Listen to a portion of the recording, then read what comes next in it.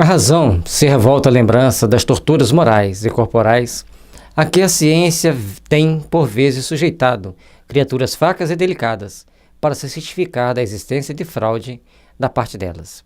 Tais experimentações a miúde, feitas maldosamente, são sempre prejudiciais às organizações sensitivas, podendo mesmo dar lugar a graves desordens na economia orgânica.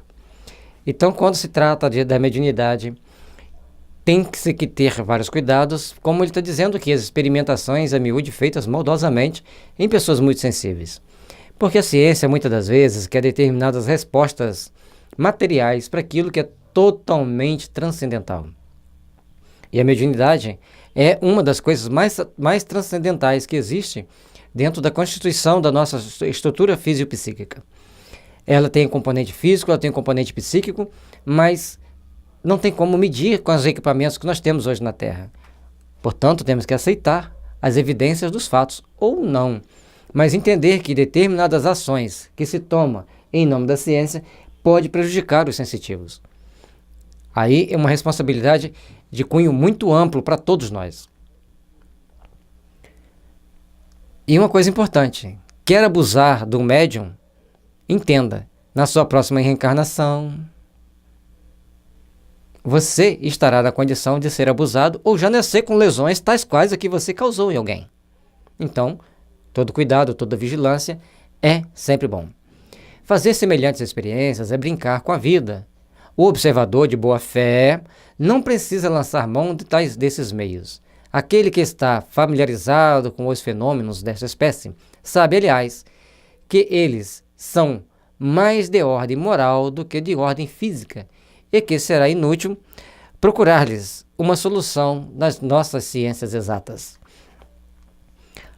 Os fatores mediúnicos estão diretamente relacionados com os conflitos íntimos do médium e com os conflitos daqueles espíritos que o procuram.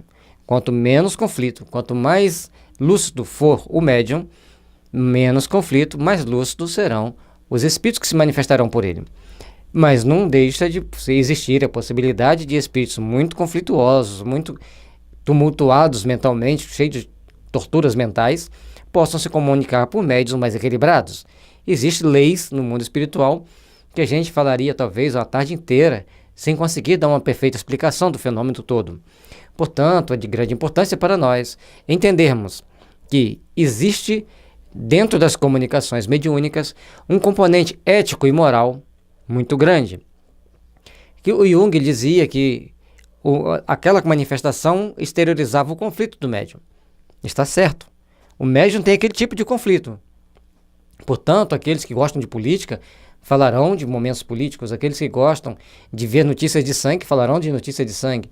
E assim, sucessivamente, de acordo com o conteúdo íntimo de cada um, será das produções da mediunidade deles. Porque o princípio básico é de não violentar a consciência, o princípio básico é que tudo seja consensual.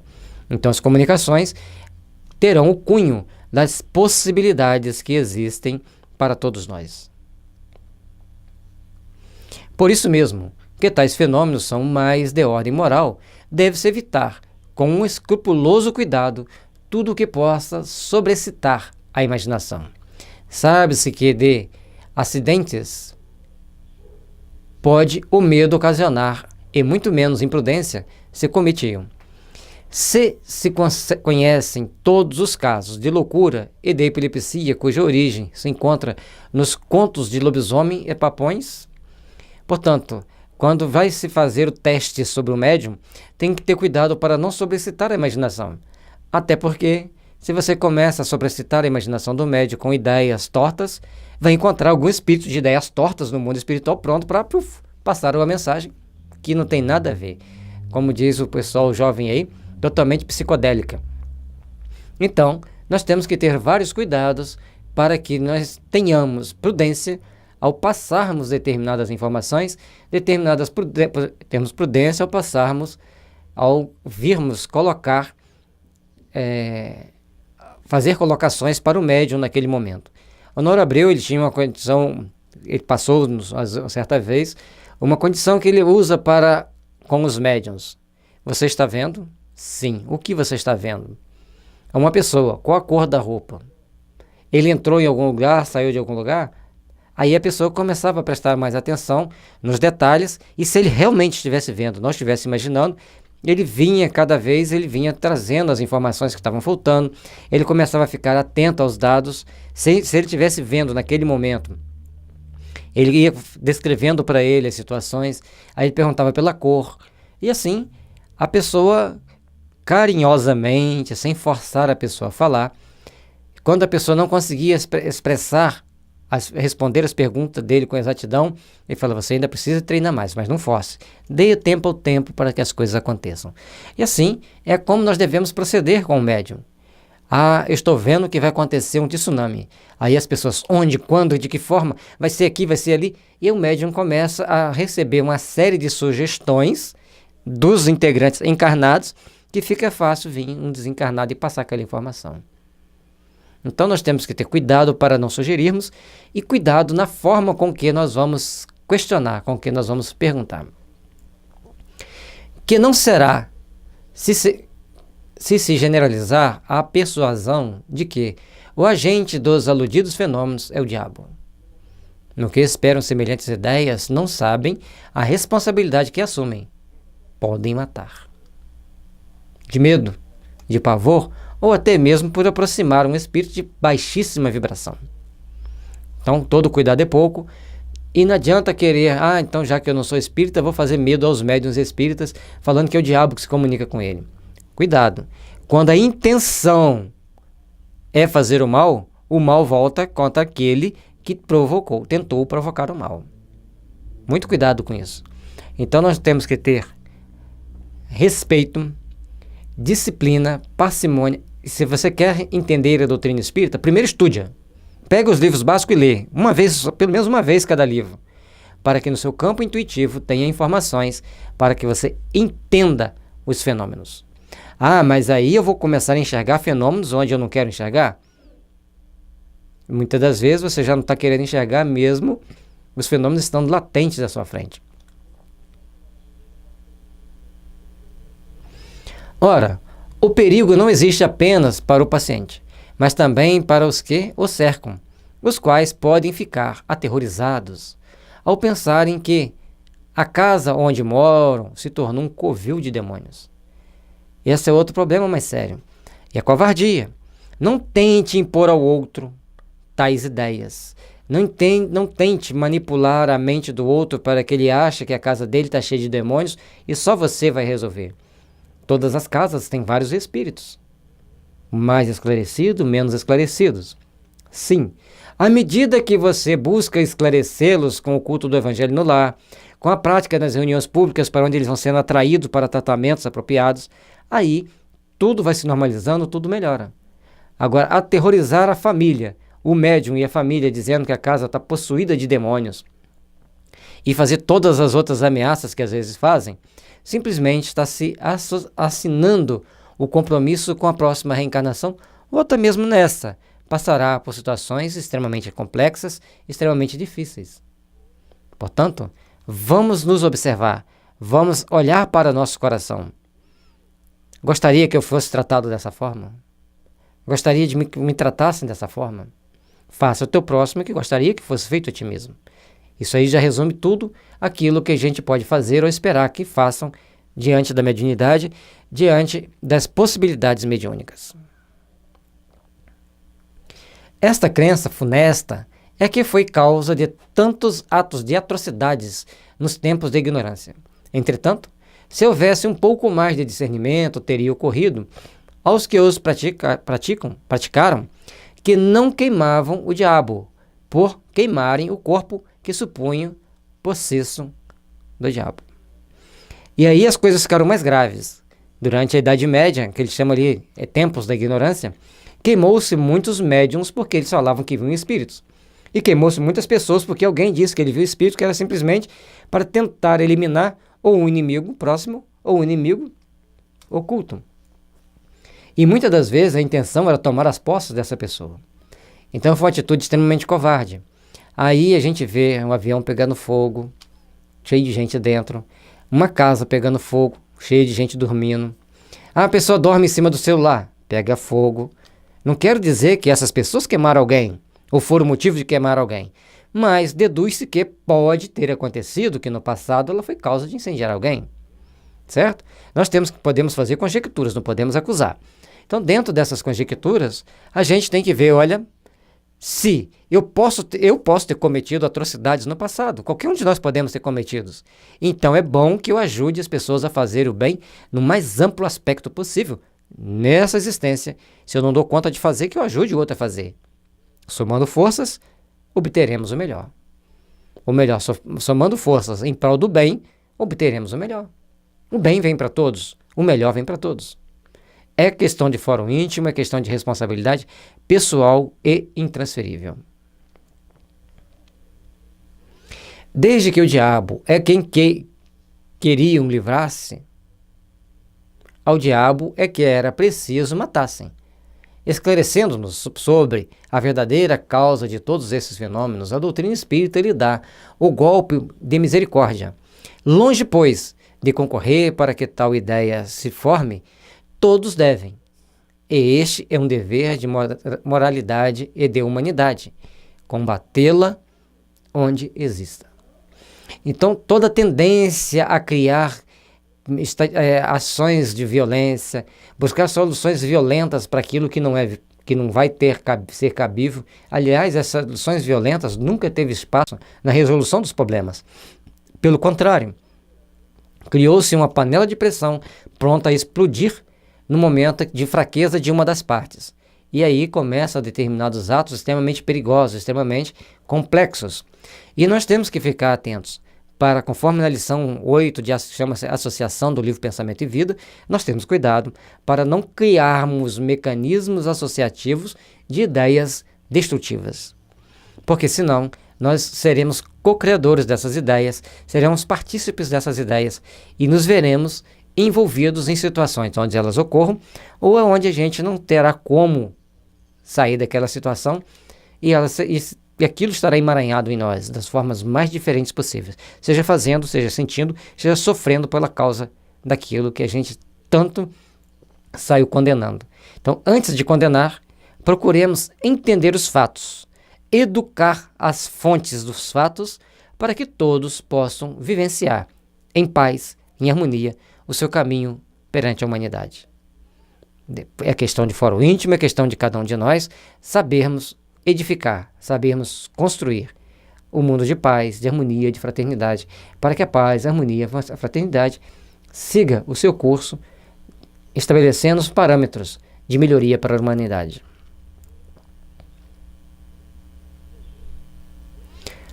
O que há a fazer quando uma faculdade dessa natureza se desenvolve espontaneamente no indivíduo? É deixar que o fenômeno siga o seu curso natural. A natureza é mais prudente do que os homens. Acesse que a providência tem seus desígnios e aos maiores destes pode servir de instrumento à mais pequenina das criaturas.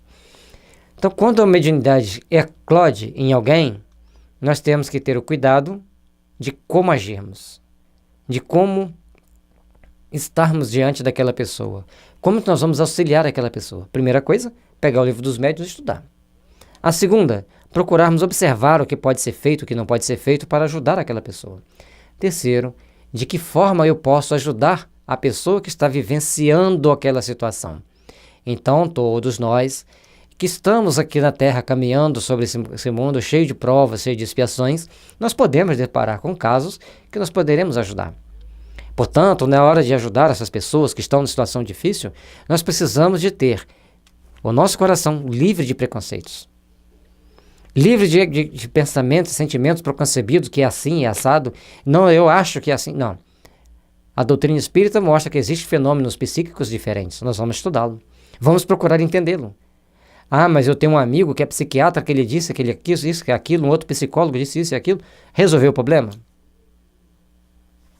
A doutrina espírita também não vai resolver todos os problemas, mas vai ajudar as pessoas a compreender o fenômeno e, quem sabe, como muitos já conseguiram, esse talvez consiga resolver o problema dele. E lembrando sempre que é de cunho ético e moral. As ações do espírito sobre a pessoa é por sintonia e afinidade de gostos. Portanto, nós temos que procurar seguir segundo os princípios que nós estabelecemos de amor, de fraternidade e de respeito às leis de Deus. Porém, forçoso é convir, o fenômeno assume, por vezes, proporções fatigantes e importunas para toda a gente.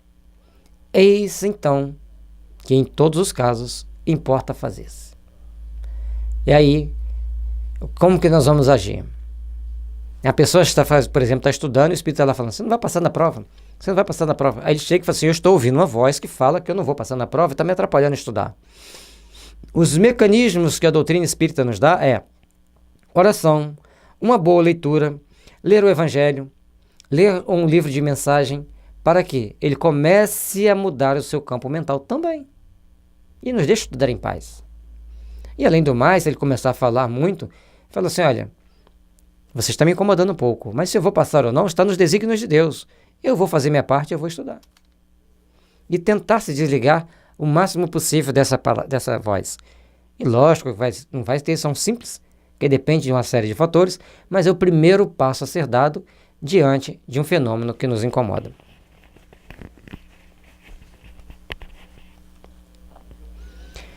No capítulo 5 das manifestações físicas espontâneas, já demos alguns conselhos a esse respeito, dizendo ser preciso entrar em comunicação com o espírito, para dele saber-se o que quer.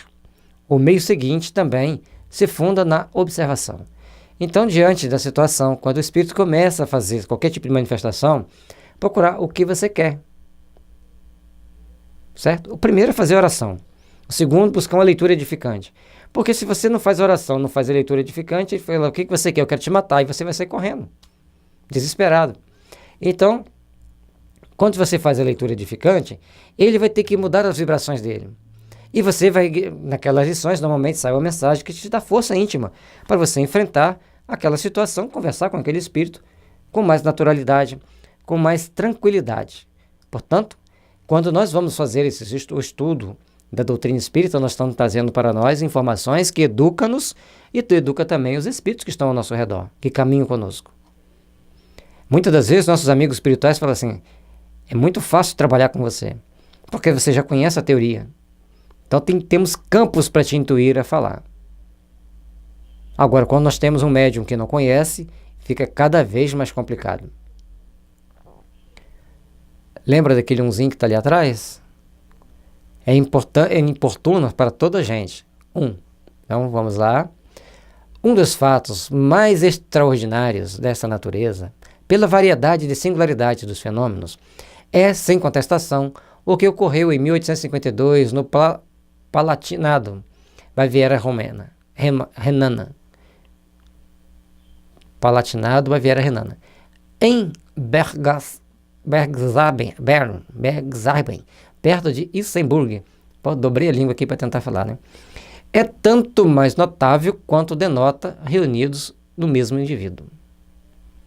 Então, provavelmente esses fatos estão relacionados numa revista espírita, porque ele já está citando data, citando local. E quanto mais as pessoas estiverem envolvidas naquele fenômeno, mais interessante ele vai ser. Quase todos os gêneros dessas manifestações espontâneas, estrondos de abalar a casa, derribamento dos móveis, arremesso de objetos ao longe, por mãos invisíveis, visões e aparições, sonambulismo, êxtase, catalepsia, extração, atração elétrica, gritos e sons aéreos, instrumentos tocando, sem contato, comunicações inteligentes, etc. Tem gente que fala assim, oba, quantas coisas interessantes eu gostaria de ver. E tem gente que fala assim, será até quando eu aguentaria correr se acontecesse uma coisa dessa onde eu estou? Primeiro, achar maravilhoso ver isso? Tudo bem. Mas lembre-se, tem que olhar para tudo isso com uma firme convicção ética e moral do respeito ao fenômeno. Por outro lado, sair correndo também não vai adiantar. Que os fenômenos podem te acompanhar até com a velocidade superior, chegam lá na frente primeiro que você. Então, serenizar-se, entrar em oração e buscar esclarecimento e o apoio de casas espíritas sérias, bem orientadas, para que as coisas aconteçam da forma mais natural possível e você encare os fatos com a naturalidade e o respeito que eles merecem. Então não adianta só naturalidade, tem que ter também respeito.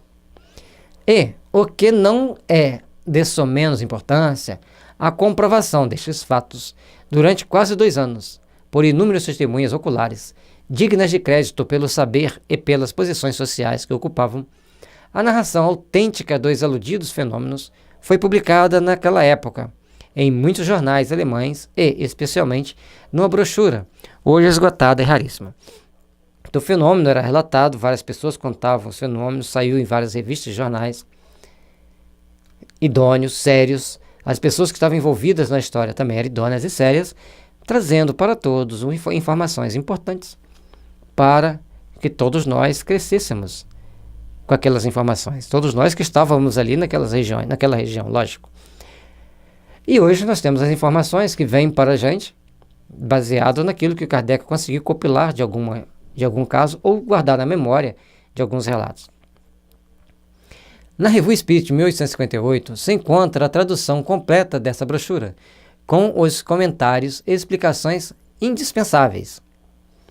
Essa, que saibamos, é a única publicação feita em francês do folheto a que nos referimos. Além do empolgante interesse que tais fenômenos despertam, eles são imensamente instrutivos do ponto de vista dos estudos práticos do Espiritismo. Então Kardec pega o material que estava em alemão, traduz e está lá na Revista Espírita de 1858 para que a gente possa entender. Então, se você tiver aí em mídia a Revista Espírita, você pega essas palavras aqui, estou voltando para a gente achar a palavra, Wissenburg, que aí você escrever no Wissenburg, aliás em alemão é Wissenburg, né? Wissenburg, se você escrever lá no buscador, ele vai parar onde tiver escrito isso aí, e você vai chegar no histórico, né, de todos os fatos, como que aconteceu, para a sua própria instrução, para o seu próprio aprimoramento.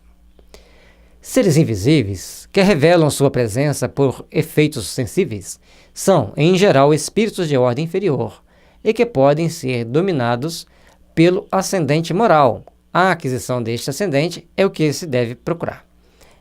Então, os espíritos que manifestam fenômenos visíveis, eles ainda são espíritos materializados.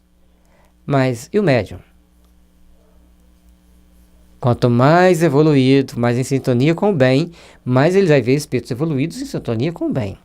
Portanto, aí é que ele diz que os médiuns têm que buscar adquirir os ascendentes morais. Então ele deve procurar fazer a caridade, não falar mal dos outros, não criticar os outros, não jogar pedra em A, B e C.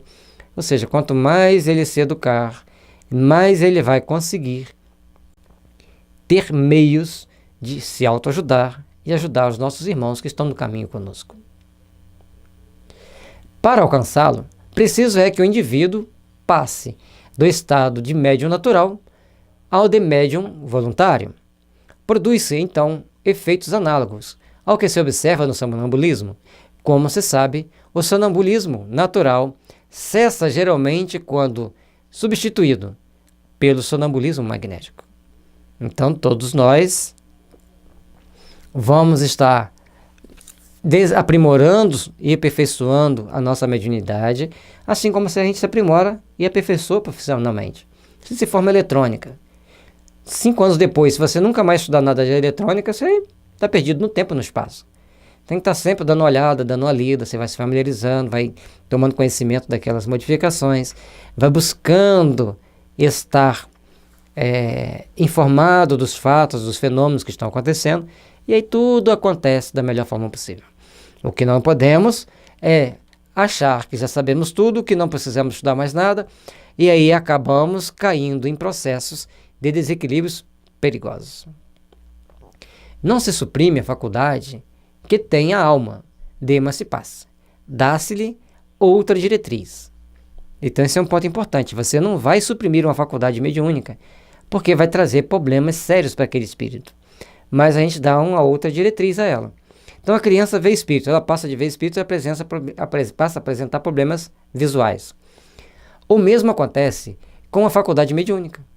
Para isso, em vez de pôr óbices ao fenômeno, coisa que raramente se consegue e que nem sempre deixa de ser perigosa, o que você tem a fazer é concitar o médium a produzi-la à sua vontade, impondo o seu espírito.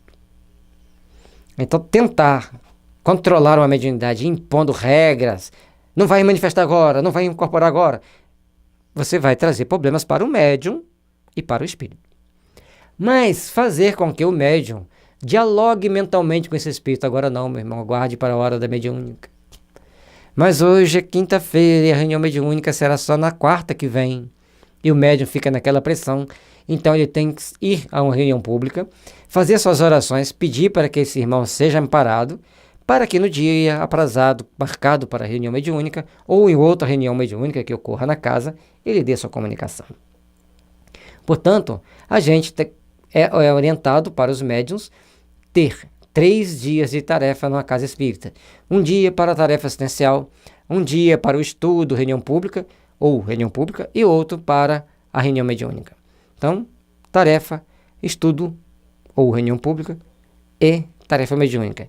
A reunião pública, se você já tem um dia de estudo na casa, você tem que ter um de mediúnica, de reunião pública.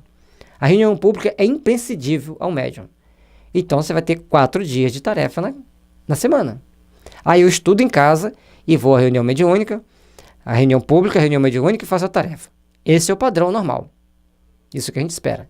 Agora, se você precisa de passar por um grupo de estudo, passe pelo grupo de estudo e passe pela reunião pública.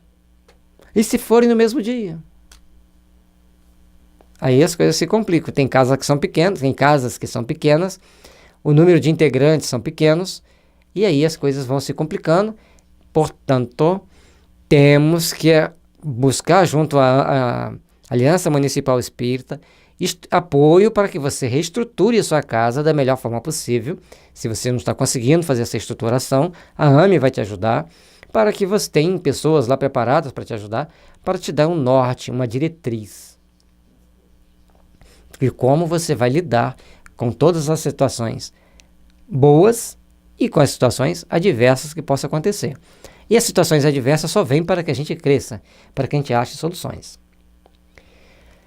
Por esse meio, chega o médium a subjugá-lo e, de um dominador, às vezes tirânico, faz um ser submisso e, não raro, dócil. Fato digno de nota é que a experiência confirma, é que, em tal caso, uma criança tem tanta e, por vezes, mais autoridade do que um adulto. Portanto, o espírito vai estar ligado pela ascendência moral. A gente ouve as pessoas falarem assim, até a década de 70, nossos pais falavam, senta aqui, faça isso, faça aquilo, e todo mundo obedecia. Depois foi tendo um afrouxamento dessa força moral dos pais sobre os filhos, e muitas vezes hoje a gente vê os filhos mandando nos pais. Inversão de valores, falta de conteúdos culturais para nós nos estabelecermos num processo de autoeducação de nós mesmos e também dos nossos filhos. E, acima de tudo, uma pouca disposição de todos nós de procurarmos absorver todas as informações que existem em respeito com a interação pai e mãe com os filhos, e não procurarmos fazer aquilo que está lá no início do Evangelho segundo o Espiritismo. Se você identificar uma tendência no teu filho, corrija. Se você não corrigir ainda em criança, lá na frente será muito difícil. Se você não corrigir ainda em criança, lá na frente será mais complicado. E aí ela vai tomar atitudes de acordo, logicamente, com a sua índole, com a sua sintonia espiritual, ou com a sintonia que ela venha criar espiritualmente. Ela vai criar sintonias com espíritos perigosos que vão botá-la no caminho arriscado. Assim também a mediunidade, nós devemos procurar educá-la, sermos fiéis aos princípios kardecianos, que são, na realidade, os princípios da espiritualidade superior, para que a gente tenha domínio sobre as situações, domínio sobre os fenômenos. Ah, mas eu conheço, sim, você conhece várias pessoas que não fizeram isso e se deram bem. Mas existem várias pessoas que não fizeram isso e acabaram no hospício. Na segurança do trabalho, a gente fala assim, se você teve um incidente, quer dizer, um incidente, um quase acidente, quanto mais grave esse incidente, mais próximo está de acontecer um acidente. E se já aconteceu um acidente, você tem que eliminar aquela causa a qualquer custo. Então, uma das coisas que me incomoda são árvores altas na beira da estrada. E se ela cair dentro da estrada? Aí quando você fala que tem que cortar árvores, vem os ecologistas, não pode cortar árvore, mas pode matar uma pessoa? Pode matar um pai de família deixando uma esposa viúva e vários filhos para criar? Então nós temos que ter precaução. A segurança do trabalhador predomina sobre qualquer situação. Da mesma forma, a segurança do médium predomina sobre qualquer situação. Se existe alguns médiuns que tentaram brincar com a mediunidade e foram parar no hospício, então nós temos que encarar a mediunidade de forma séria, responsável, para que a gente não caia numa situação perigosa como essa. E todos nós possamos vivenciar em paz, em harmonia, sob as bênçãos da luz e do amor, aquilo que foi nos dado para crescer espiritualmente. E para isso, na maioria das vezes, o médium tem que procurar valorizar-se a si mesmo, respeitar-se a si mesmo e aquela máxima do Cristo, faça o teu próximo e gostaria que fosse feito a ti mesmo. Mas lembrando, os teus vícios, por mais que você os goste de praticar, eles podem ser perigosos para você, ou hoje ou amanhã. Então é melhor que nós tenhamos a total disciplina de entendermos e vigiarmos para não cairmos em erros perigosos. Mais uma prova a favor deste ponto capital. Deixa eu falar um detalhe aqui atrás. As crianças às vezes têm mais domínio sobre os espíritos que um adulto, mas muitas das vezes essa criança tem ascensão moral sobre aquele espírito, mas certamente na grande maioria das vezes são seus protetores. E aí a criança está mais em sintonia com o seu protetor. Ela não tem capacidade de discernir, então o protetor tem que estar mais perto, tem que estar mais vigilante.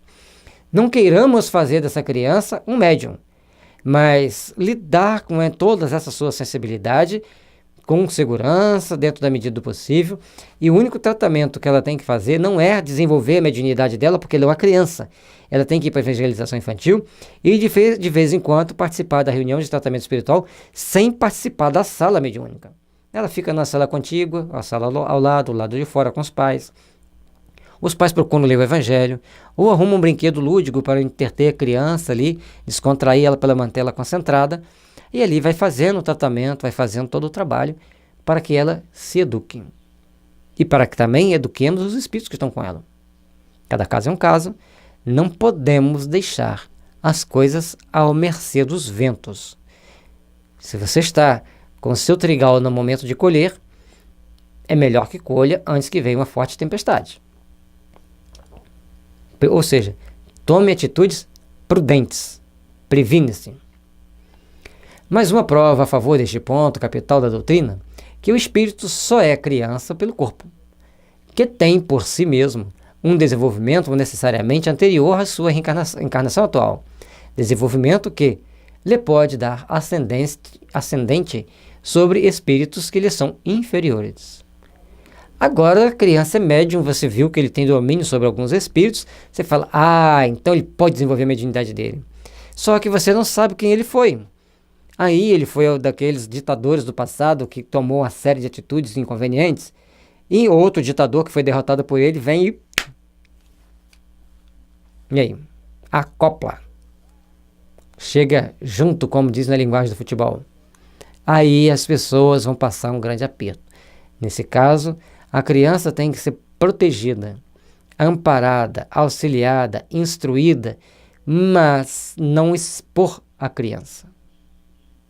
Então, vamos ter cuidado, vamos ter disciplina, vamos ter a prudência necessária para aquilo que nós nos propomos a fazer. A moralização de um espírito, pelos conselhos de uma terceira pessoa, influente e experiente, não estando o médium em estado de o fazer, constitui, frequentemente, meio muito eficaz. Mais tarde, voltaremos a tratar dele. Isso aqui é que normalmente acontece nas reuniões mediúnicas. Aí esse espírito chega na reunião mediúnica, A pessoa que já foi treinada para dialogar é terapeuta. Eu vi o nome ontem, eu achei interessante. Terapeuta do diálogo e do esclarecimento. Acho que foi esse o nome que foi dado pelo grupo de Manuel Filomeno de Miranda. Eu sei que ele é um terapeuta, ou essa pessoa que está colocando ali, que vai conversar com o espírito, ele vai ser encarado do ponto de vista espírita de um terapeuta espiritual, ou um terapeuta espírita. E ele vai fazer o trabalho de educação, ou de esclarecimento daquele espírito, que muitas das vezes ele acha que ele vai se vingar sem pensar nas consequências. É a mesma forma que alguns dirigentes acham que vão estabelecer uma guerra sem pensar em todas as despesas que terão com essa guerra.